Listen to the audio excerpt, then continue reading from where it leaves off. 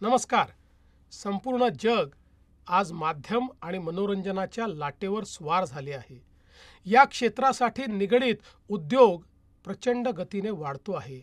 या उद्योगावर आधारित अर्थव्यवस्थाही विस्तारते आहे. या नव्या क्रिएटिव्ह इकॉनॉमीत भारत अग्रेसर असावा, हा आपले माननीय प्रधानमंत्री नरेंद्र मोदीजी यांचा निर्धार आहे. त्यांच्या पुढाकारातूनच मुंबईमध्ये वेव्ज अर्थात world audio visual and entertainment summit या जागतिक परिषदेचे आयोजन करण्यात आले आहे. या अत्यंत महत्त्वपूर्ण परिषदेच्या आयोजनाचा सन्मान महाराष्ट्राला मिळणे ही आपल्या सर्वांसाठी विशेष अभिमानाची बाब आहे.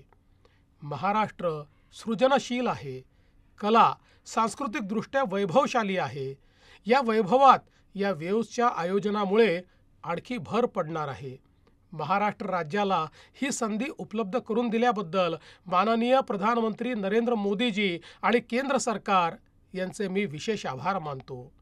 या परिषदेत जगभरातील 100हून अधिक देशांचे 5000 प्रतिनिधी सहभागी होणार आहेत.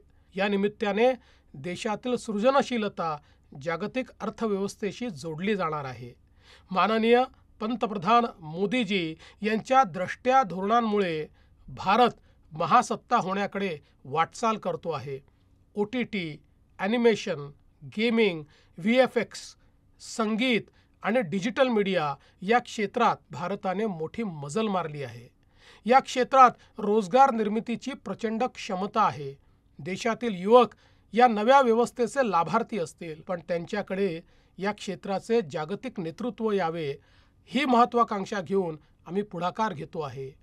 वेव्समुळे महाराष्ट्र आणि देशभरातील माध्यम आणि मनोरंजन क्षेत्राला एक वैश्विक व्यासपीठ उपलब्ध होणार आहे. मुंबई हे जागतिक महानगर आहेच, पण ती जागतिक मनोरंजन उद्योगाची राजधानी म्हणून विकसित व्हावी असे आमचे प्रयत्न आहेत.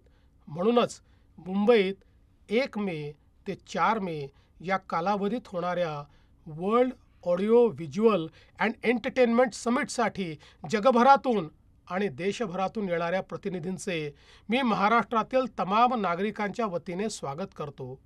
या परिषदेच्या यशस्वीतेसाठी सर्वांनी आपले योगदान द्यावे. आपण सगळे मिळून ही परिषद यशस्वी करू हा मला विश्वास आहे. जय हिंद, जय महाराष्ट्र.